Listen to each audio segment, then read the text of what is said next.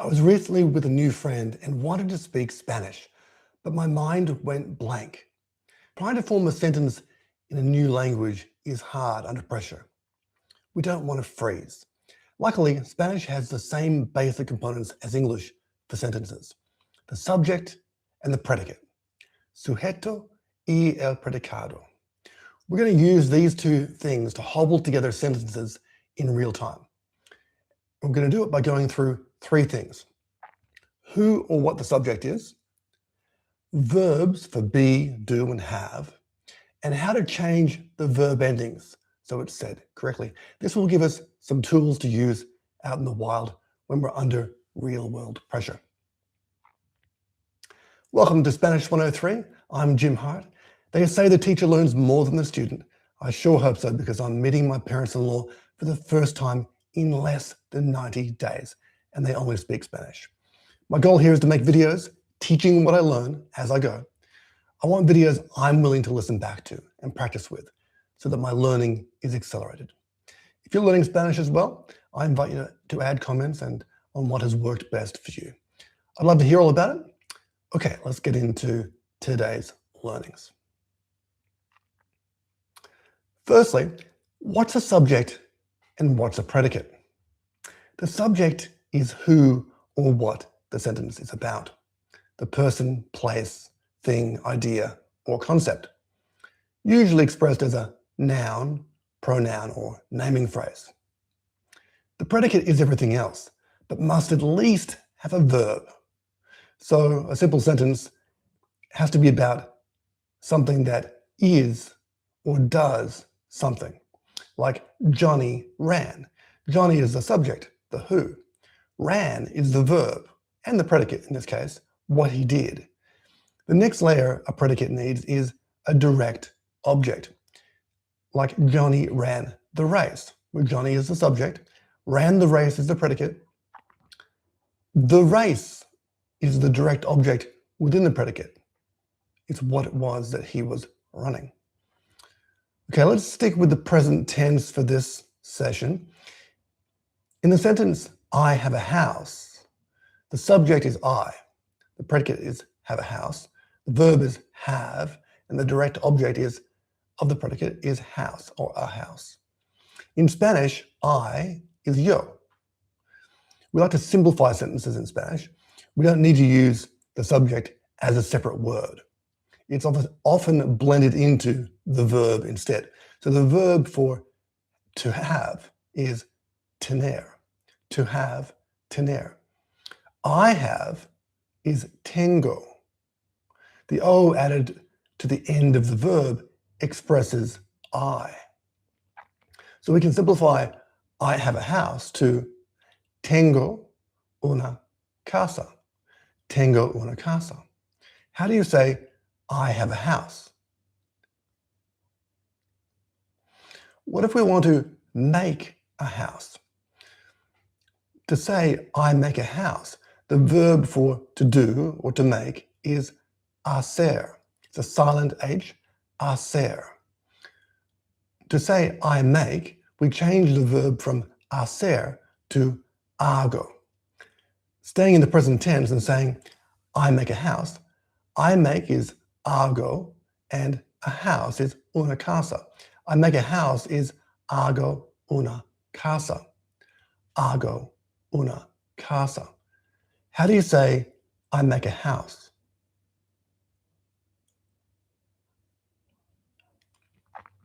Good. We've covered to have and to do. What about to be? To be at a house, we would say I'm at the house. When you're at a house, you are being there. The verb for to be, as in to be somewhere, is estar. To make it about I, we change the ending of estar to estoy. Then we add the direct object being a house to end the sentence. So I'm at the house would be estoy en la casa. Estoy en la casa. How do you say I'm at the house? Excellent. Okay, let's recap a little bit. We've covered be, do, and have in the present tense, about me as I. When it's about me, the verb ending in O expresses I. To be, estar becomes estoy.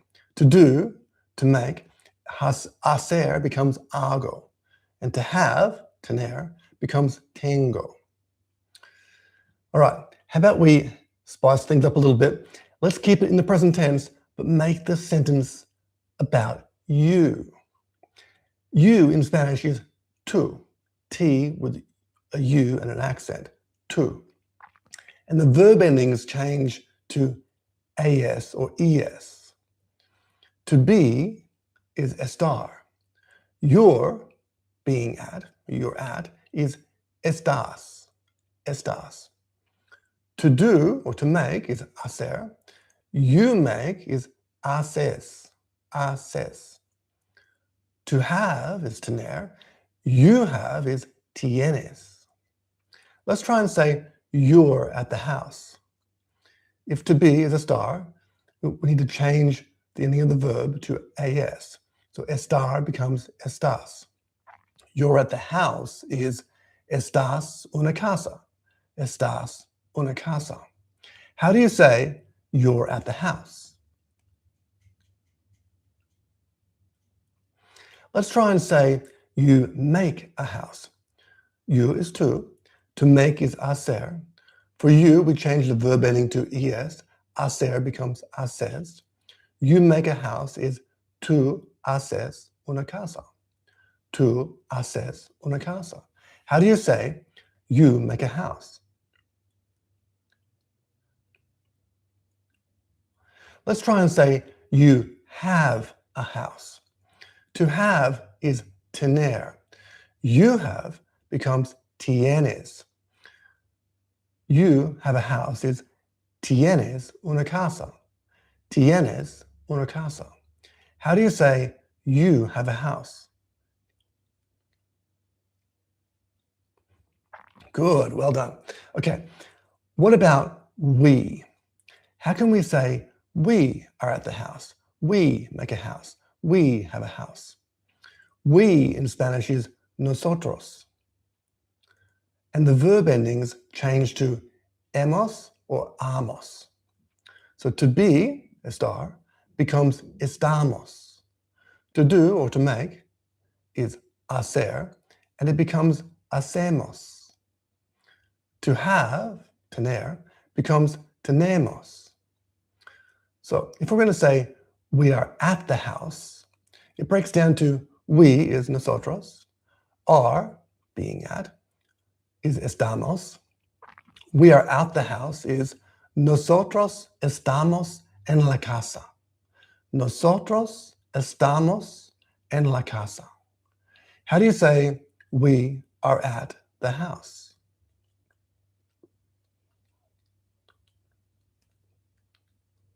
Excellent. What about we make a house? We is still nosotros.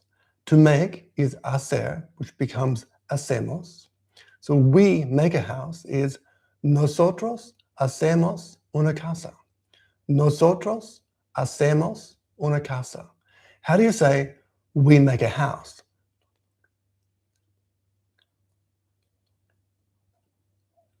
Good, good. What about we have a house? We is still nosotros. To have is tener, which becomes tenemos. We have a house is nosotros tenemos una casa. Nosotros tenemos una casa. How do you say we have a house?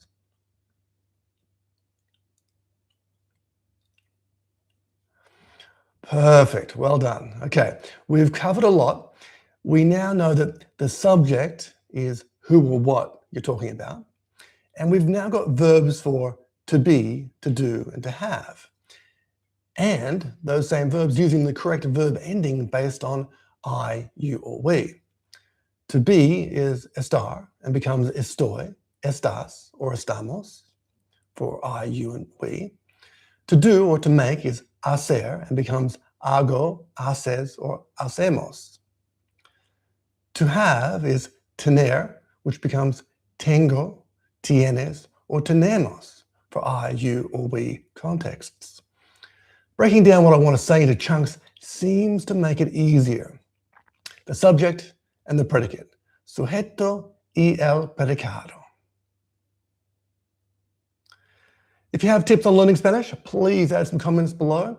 Get in touch. I'd love to hear what you have to share. That's all for Spanish 103 today. Adios por ahora.